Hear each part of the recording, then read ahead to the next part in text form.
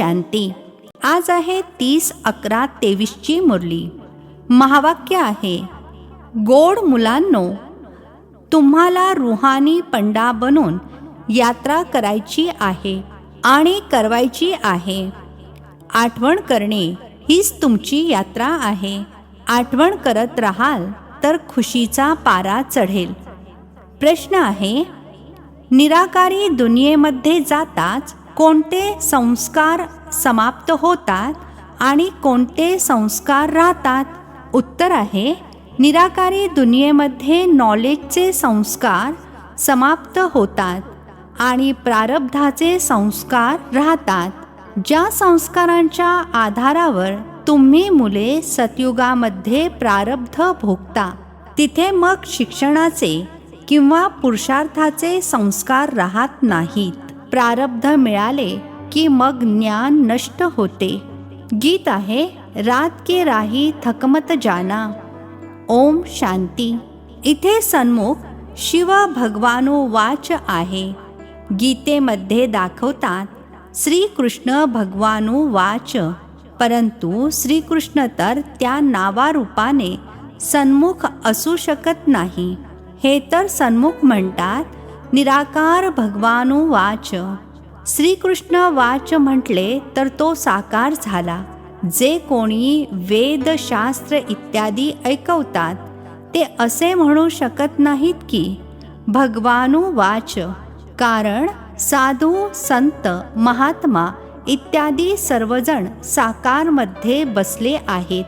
आणि बाबा म्हणतात, हे रुहानी राही, अर्थात हे आत्मिक प्रवासी. रुहानी बाबा जरूर आत्म्यांनाच म्हणणार की मुलांनो, थकून जाऊ नका. यात्रेवर बरेच जण थकतात तर मग परत येतात. ती आहे जिस्मानी यात्रा. भिन्न भिन्न मंदिरांमध्ये जिस्मानी तीर्थयात्रा करण्यासाठी जातात. कोणी शिवच्या मंदिरात जातात, तिथे सर्व भक्ती मार्गातील जिस्मानी चित्रे ठेवली आहेत. हे तर सुप्रीम आत्मा परमपिता परमात्मा आत्म्यांना म्हणतात की हे मुलांनो, आता मज एका सोबत बुद्धीचा योग लावा. आणि ज्ञान देखील देतात. तीर्थांवर जातात तर तिथे देखील ब्राह्मण लोक बसलेले असतात कथा कीर्तन करण्यासाठी. तुमची तर एकच सत्यनारायणाची कथा आहे, नरापासून नारायण बनण्याची. तुम्ही जाणता आधी स्वीट होममध्ये जाणार आणि मग विष्णुपुरीमध्ये जाणार.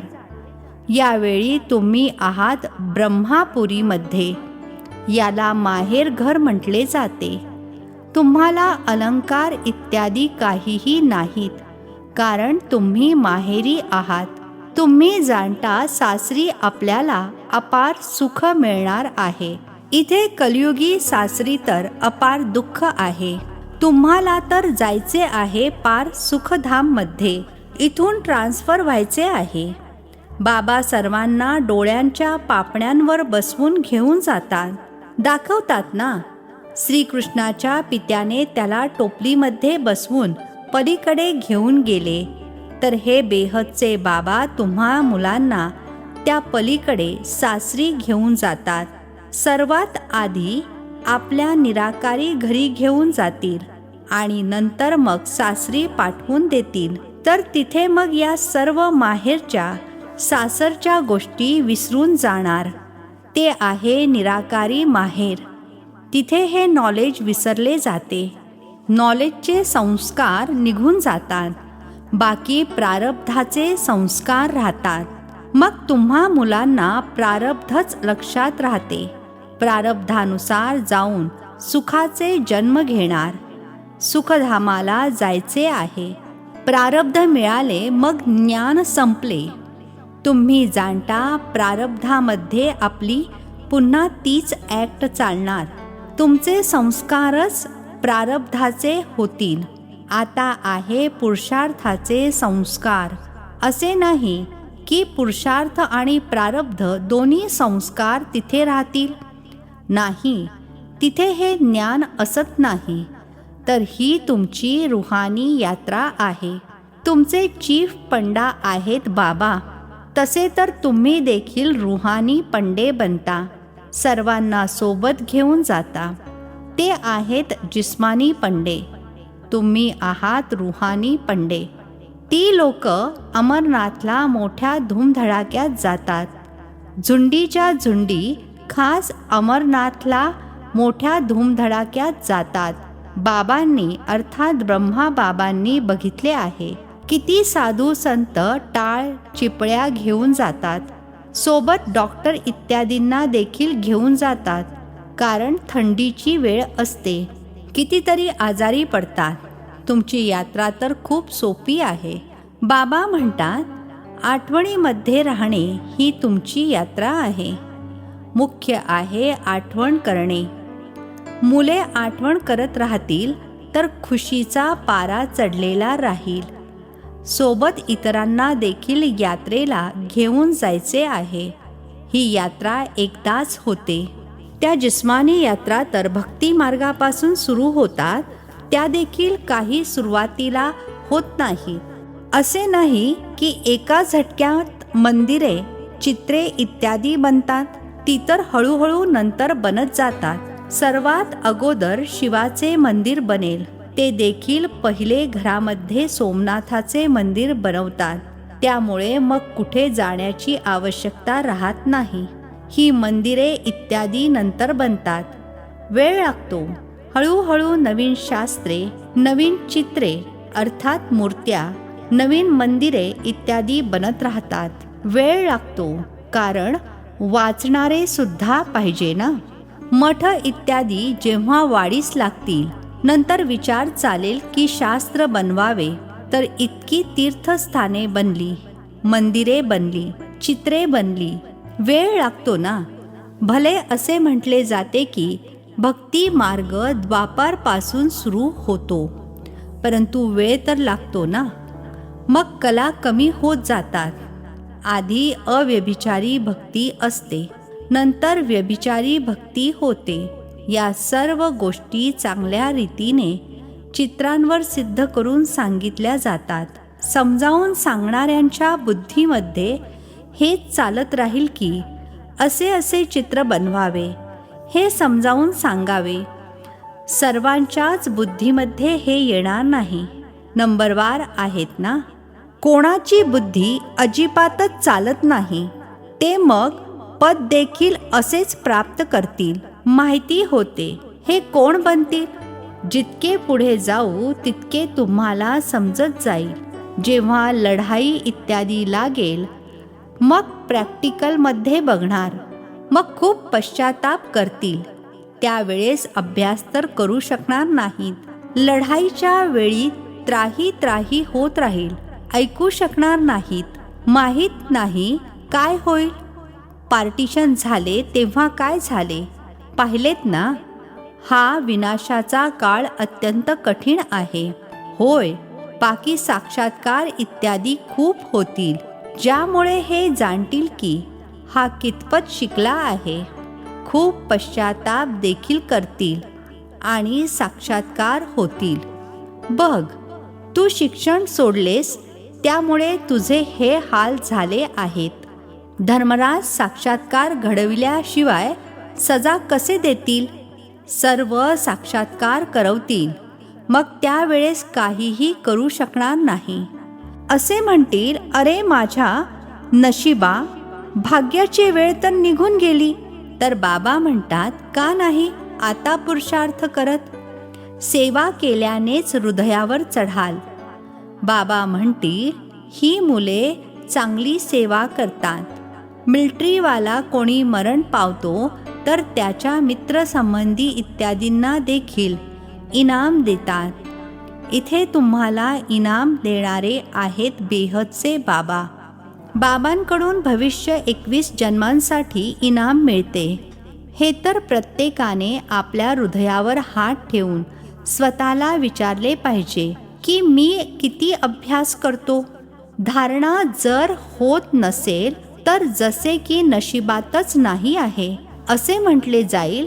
कर्मच असे फुटके आहे अतिशय वाईट कर्म करणारे काहीच धारण करू शकणार नाहीत. बाबा समजावून सांगत आहेत, गोड मुलांनो, तुम्हाला या रुहानी यात्रेवर आपल्या साथीदारांना देखील घेऊन जायचे आहे. या यात्रेची माहिती देणे हे प्रत्येकाचे कर्तव्य आहे. तुम्ही बोला, ही आमची रुहानी यात्रा आहे. ती आहे जिस्मानी यात्रा. रंगूनमध्ये दाखवतात, एक छमछम तलाव आहे जिथे स्नान केल्याने परी बनतात, परंतु परी इत्यादी काही बनत नाहीत. ही आहे ज्ञानस्नान करण्याची गोष्ट, ज्याने तुम्ही बहिष्तची बीबी बनता आणि ज्ञान योग बलाने वैकुंठामध्ये येणे जाणे ही तर तुमच्यासाठी कॉमन गोष्ट आहे. आणखीनच तुम्हाला रोखले जाते, सारखे सारखे ध्यानामध्ये जाऊ नका, सवय लागेल. तर हे ज्ञान मान सरोवर आहे. परमपिता परमात्मा येऊन या मनुष्य तनाद्वारे ज्ञान ऐकवतात, म्हणून याला मान सरोवर म्हटले जाते. मान सरोवर शब्द सागरापासून निघाला आहे. ज्ञानसागरामध्ये ज्ञान स्नान करणे तर खूप चांगले आहे. बहिष्तच्या बीबीला महाराणी म्हटले जाते. बाबा म्हणतील, तुम्ही देखील बहिष्तचे मालक बना. मुलांवर प्रेम असते, प्रत्येकावर दया येते, साधूंवर सुद्धा दया येते. हे तर गीतेमध्ये लिहिलेले आहे की साधूंचा देखील उद्धार करतात. उद्धार होतो ज्ञान योगाने. तुम्हा मुलांमध्ये समजावून सांगण्यासाठी खूप हुशारी पाहिजे. असे बोला, तुम्ही तर सर्व काही जाणता, परंतु ताक जाणता. बाकी लोणी खाऊ घालणाऱ्याला तुम्ही जाणत नाही. बाबा किती चांगल्या रीतीने समजावून सांगतात, परंतु कोणाच्या बुद्धीमध्ये सुद्धा जावे ना. बाबांना जाणल्याने मनुष्य हिऱ्यासमान बनतात, न जाणल्याने मनुष्य कवडीतुल्य अगदीच पतित आहेत. बाबांना जाणल्यानेच पावन बनतात. पतित दुनियेमध्ये कोणी पावन असू शकत नाही. तर जी महारथी मुले आहेत ते चांगल्या रीतीने समजावून सांगू शकतील. ब्रह्मा कुमार कुमारी पुष्कळ आहेत. प्रजापिता ब्रह्मा नाव देखील प्रसिद्ध आहे. प्रजापिता ब्रह्माची ही आहे मुख वंशावळी. ब्रह्मालाच 100 भुजा 1000 भुजा दाखवतात.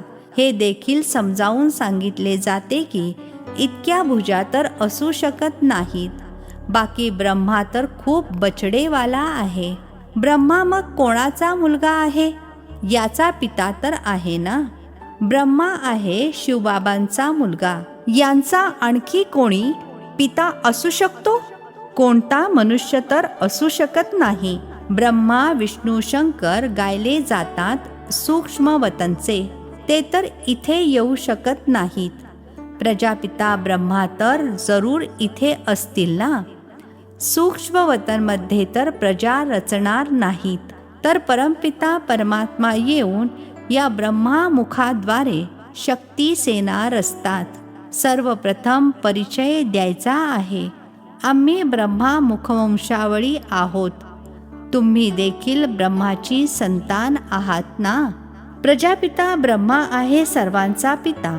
मग त्यांच्यापासून आणखीन वंशावळी निघते. नावे बदलत जातात. आता तुम्ही ब्राह्मण आहात. प्रॅक्टिकलमध्ये प्रजापिता ब्रह्माची किती मुले आहेत बघा. जरूर मुलाला वारसा मिळत असेल. ब्रह्माकडे तर कोणती प्रॉपर्टी नाहीये. प्रॉपर्टी आहे शिवबाबांकडे. ब्रह्मा वल्द शिव, अर्थात ब्रह्मा शिवबाबांचा पुत्र आहे. बेहदच्या बाबांकडूनच वारसा मिळतो. ब्रह्माद्वारे शिवबाबा समजावून सांगतात, आपल्याला आजोबांचा वारसा मिळतो. बाबा समजावून तर खूप सांगतात, परंतु योग नाही आहे. कायद्यानुसार चालत नाहीत. तर बाबा तरी काय करणार? बाबा म्हणतात त्यांचे नशीब. जर बाबांना विचाराल तर बाबा सांगू शकतात. या परिस्थितीमध्ये तुमचे पद काय असेल? मन देखील ग्वाही देते की मी किती सेवा करतो, कितपत श्रीमतावर चालतो. श्रीमत म्हणते मन मना भव. सर्वांना बाबांचा आणि वारशाचा परिचय देत राहतात.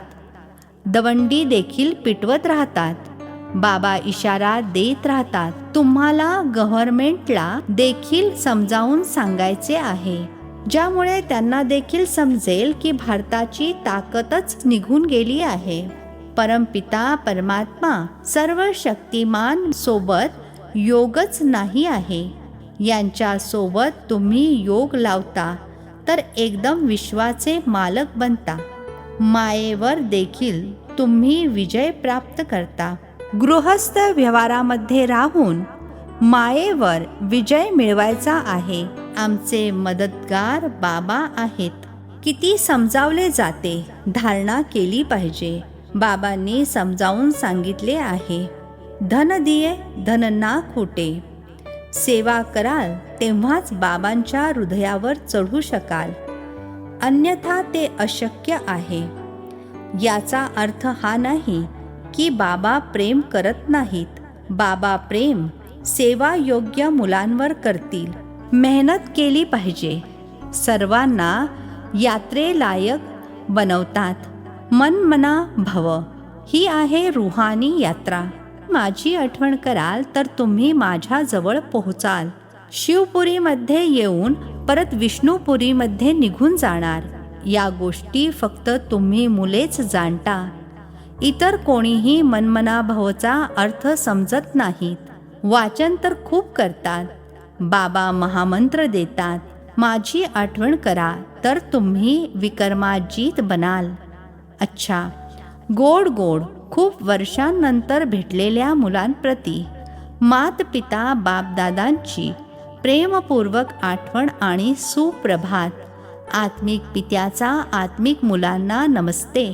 आम्हा आत्मिक मुलांचाही आत्मिक पित्यांना नमस्ते. धारणेसाठी मुख्य सारांश.